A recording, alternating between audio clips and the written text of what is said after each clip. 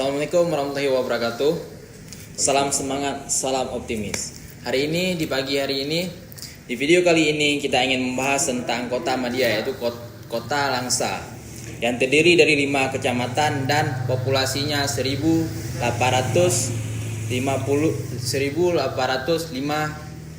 jiwa. Dan itu kita akan bahas dengan salah satu tokoh kota Langsa dan juga pengusaha dan juga sekaligus ketua daripada Gerakan Ekonomi Umat, yaitu Pak Haji Muzakir. Salam Covid. Jadi hari ini Pak, kita ingin bahas tentang kota Langsa.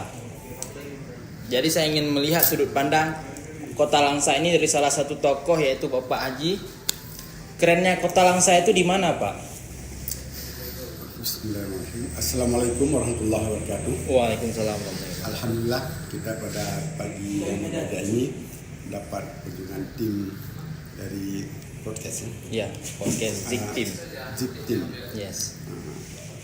yang berbicara tentang kota Langsa.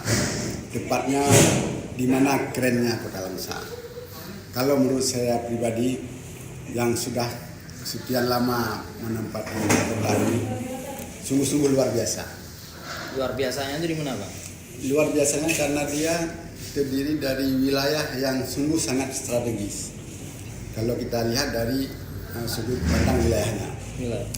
Kalau kita lihat dari sudut pandang warganya, ini juga sangat-sangat keren. Kenapa saya sebut keren? Di sini berbaur berbagai macam suku, berbagai macam ras, adat istiadat, budaya.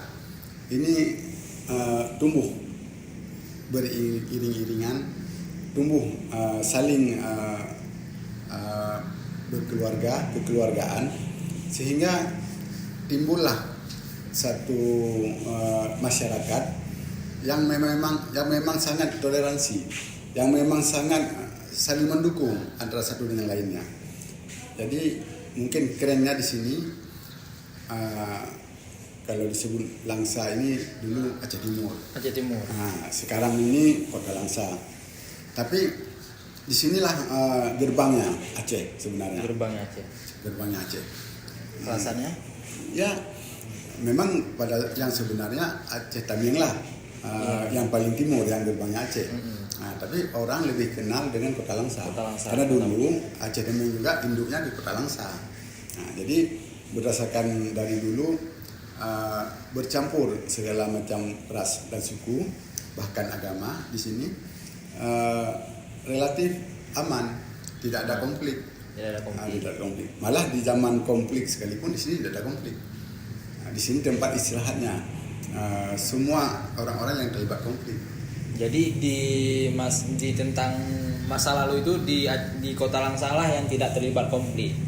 Relatif. Tidak terasa. Jadi di situ bisa ada nggak pengaruhnya untuk ekonomi kota Langsa? Oh, sangat-sangat. Itu sangat luar biasa. Kita lihatlah sekarang perkembangan kota yang demikian besar, seperti pengembangan kota-kotanya, pengembangan masyarakatnya. Dari segi ekonomi misalnya, pertumbuhan perumahan.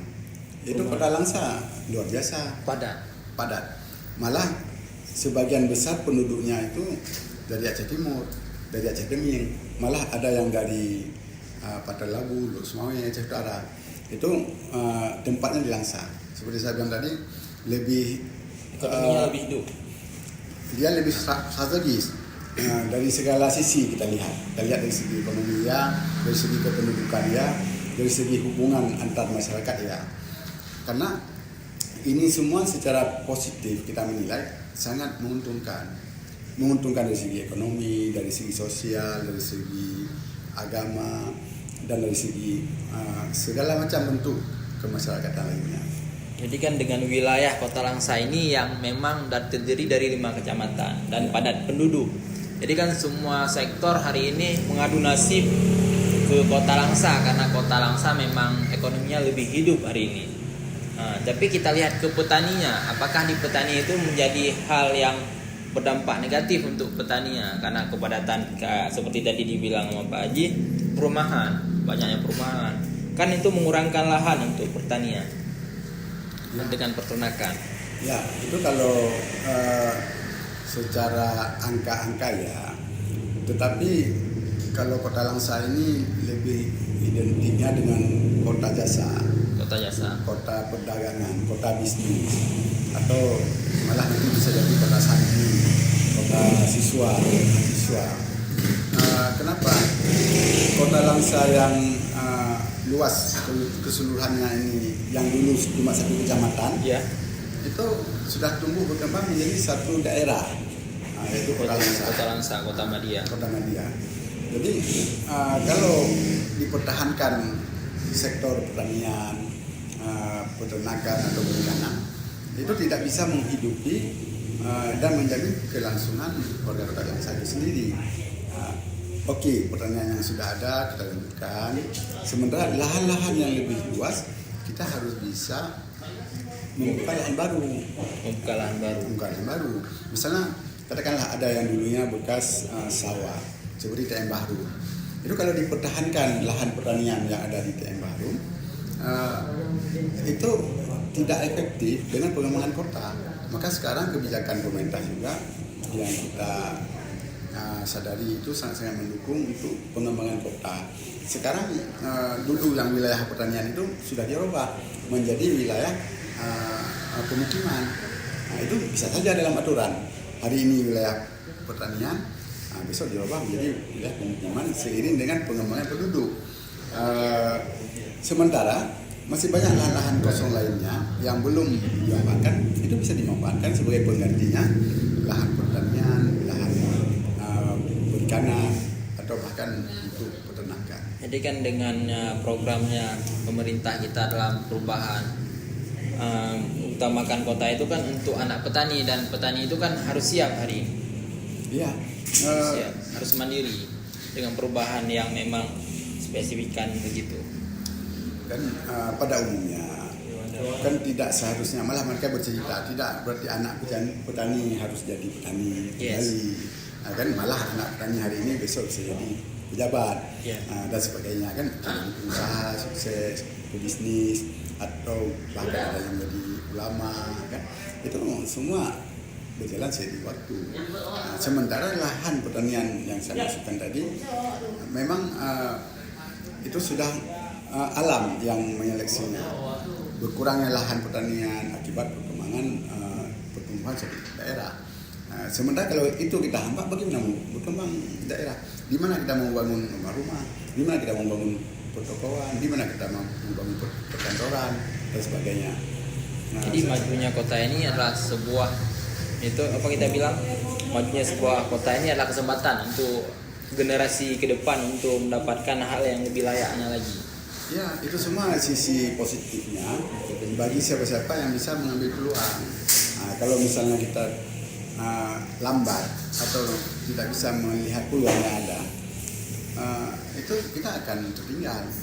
Maka sama-sama dulu berjuang, sama-sama dulu dilahirkan, sama-sama dulu dibesarkan.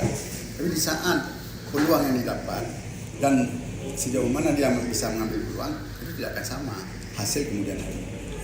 Itu apa kerennya Kota Langsa itu memang tempatnya itu strategis. Tempatnya, letaknya secara geografis strategis.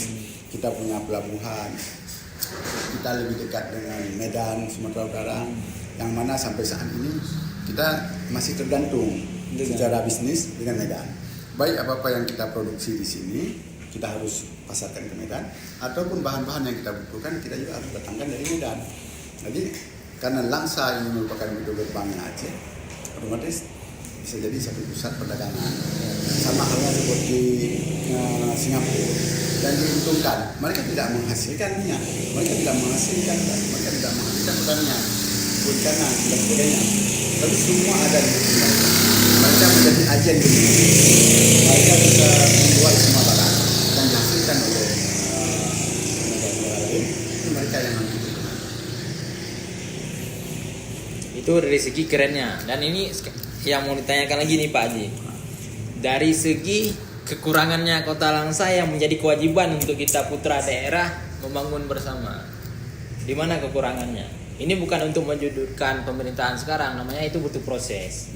Jadi ini kewajiban kita bersama. Di mana kekurangan yang harus kita lengkapi, Pak Haji? Ya, namanya juga suatu daerah atau suatu kehidupan itu pasti ada plus minusnya. Tidak ada sesuatu itu yang sempurna. Namun kalau kita lihat apa kekurangannya atau apa yang minusnya kan dari sebuah Kota Langsa, apabila dengan penduduk yang begitu padat, dengan daerah wilayah yang kecil, yang sempit, ini rentan akan terjadi konflik baru. Kenapa? Konflik bagaimana? Konflik itu baik secara sosial dalam masyarakat maupun secara persaingan secara ekonomi. Kalau dalam masyarakat ini ada kecemburuan sosial yang sudah punya kemampuan lebih, punya mobil 2-3 di rumah, punya usaha, punya pekerjaan. Sementara di sisi lainnya ada yang belum makan pun satu hari sekali. Nah, ini kan akan terjadi kesenjangan sosial. Karena kecemburuan, karena kita berdekatan, kita duduk berhimpit-himpitan, berdesak-desakan, karena sudah menjadi kota yang padat. Namun apabila bisa di-manage dengan sebaik-baiknya, ini menjadi satu potensi bahwa masyarakat yang padat ini bisa melakukan suatu kegiatan yang maksimal sehingga menghasilkan satu usaha yang maksimal, menghasilkan ekonomi yang maksimal. Ini justru semakin indah kehidupan, semakin indah Kota Langsa, semakin indah kehidupan dalam masyarakat. Karena kita lihat pengalaman seperti negara-negara lain, itu karena ekonominya sempit, karena masyarakatnya penduduknya ramai. Seperti di Cina itu dulunya melarat, di sana tidak bisa di-manage, dikelola masyarakatnya, rakyatnya, itu menjadi bumerang. Tapi setelah mereka merubah mindsetnya, mereka menciptakan manusia-manusia ini menjadi kekuatan bagi negara mereka. Dengan ramainya penduduk, mereka mengelola, memanage SDM manusianya, sehingga kalau kita di sini kerja satu hari, satu malam 8 jam, di sana kerjanya sudah 16 jam. Dan semua orang yang ramai itu dijadikan suatu kekuatan nasional, sehingga menghasilkan barang-barang dengan harga yang murah. Saya berkunjung ke Cina, ke Shenzhen, ke Guangzhou, itu semua rakyat itu dari usia remaja, dari malah prasekolah, masih anak-anak, mereka sudah mengajarkan cara menghasilkan yang produktif. Sehingga anak-anak itu misalnya sekarang ini sampai ke kita ini mobil remote. Itu mobil remote bisa dijual dengan harga 50.000. Secara logika, kalau kita yang produksi mungkin 200.000 pun kita nggak bisa jual. Kenapa? Karena yang kita kerja spesial, orang punya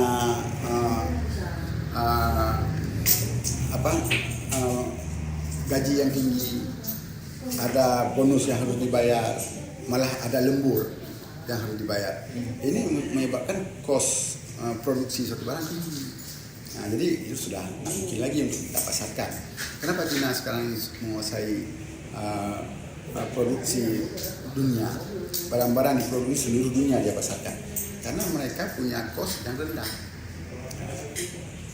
Misalnya, waktu saya berkunjung sana, ada mobil sepeda baterai yang pakai bahan bakar. Itu dia semi kereta. Kenapa bisa jual sampai kemarin cuma 800.000? Kenapa bisa? Rupanya di sana dia ada skill masing-masing. Kalau yang buat stang, ini semua satu rumah itu stang semua. Kalau yang buat pedalnya, tempat dayung, itu satu rumah buat pedalnya semua. Kalau yang buat tempat duduknya, begitu seterusnya. Sehingga nanti dikumpulkan satu tempat, maka dirangkaikan. Begitu dirangkaikan, jadilah sepeda. Tapi dengan biaya produksi yang murah. maka mereka bisa menguasai ekonomi dunia. Nah, jadi ini juga dengan kota Langsa. Itu bisa diterapkan di Kota Langsa. Bisa Dengan saja. padatnya penduduk itu adalah salah satu contoh untuk memang bisa diterapkan di Kota Langsa untuk masyarakat lebih mandiri ke depan. Iya. Itu penting bentuk solusi daripada tadi plus minusnya tadi ya. Ya. Ya. Karena dengan ramainya penduduk kota Langsa ini tentu berbagai macam disiplin ilmu yang dimiliki oleh masyarakatnya. Berbeda-beda. SDM-nya lengkap di sini. Maka yang punya kelebihan-kelebihan itu mari kita rangkul, kita ajak kerjasama. Karena Kota Langsa juga kota pertemuan. Sudah pertemuan. Warung kopi lihat lah berkembang di mana-mana. Ya. Warung kopi boleh kita bilang Kota Langsa ini di samping ratusan pesantren juga mungkin ratusan juga Warung kopi. kafe-kafe, warung kopi kan. Jadi harapan Pak Haji itu untuk Kota Langsa ke depan bagaimana? Ya, harapannya Kota Langsa ini menjadi kota yang mandiri, kota yang madani, kota yang islami, sehingga teduh bagi semua warga yang menetap di kota ini. Kota yang punya penghasilan, kota yang punya pendidikan, kota yang bisa punya kesehatan bagi masyarakatnya, itu sangat penting. Seperti sekarang ini kebanyakan kita kadang-kadang tidak berimbang. Oke, agamanya berkuat. Tidak berimbangnya di mana? Sektor apa? Sektor ekonomi harus kita berimbangkan juga. Sektor pendidikan, sektor politik, sosial budaya dan masyarakat. Ini harus semua seiring sejalan. Ini baru bisa membuat satu kota yang madani, yang mandiri, yang berpenghasilan penduduknya, yang tenang masyarakatnya karena agamanya bagus. Kalau tidak, ini menjadi tidak berimbangan, tidak stabil. Bisa saja dengan ekonomi banyak, itu penggunaannya salah. Nanti yang terjadi apa? Remaja karena ekonomi orang tuanya bagus, dia akan menjadi balap liar, akan menjadi. Jadi pendidikan juga harus stabil. Harus semuanya harus berimbang. Jadi bukan hanya sektor untuk anak muda harus ada pekerjaan, tapi kita juga lihat pendidikan anak dari usia dini.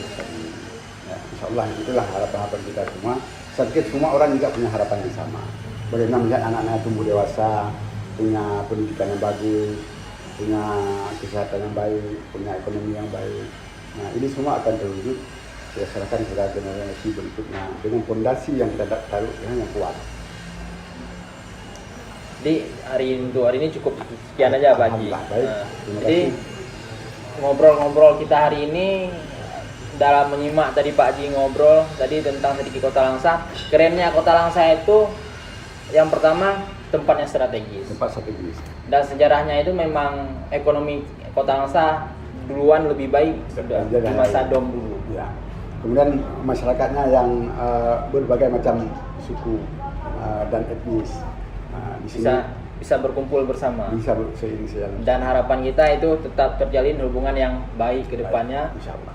Kota Langsa tetap menjadi daerah perjumpaan, pertemuan orang banyak. Ya. Banyak ide-ide baru untuk membangun daerah yang kita cintai ini. Insyaallah. Dan cukup untuk hari ini, dan video selanjutnya mungkin kita akan membahas tentang usaha-usaha Pak Haji Jakir yang akan nanti memaparkan juga sedikit untuk anak muda, menjelaskan bagaimana caranya manage uang dan manage waktu kita.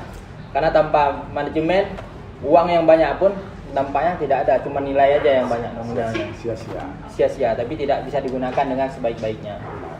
Mungkin cukup untuk itu aja hari ini. Assalamualaikum warahmatullahi wabarakatuh.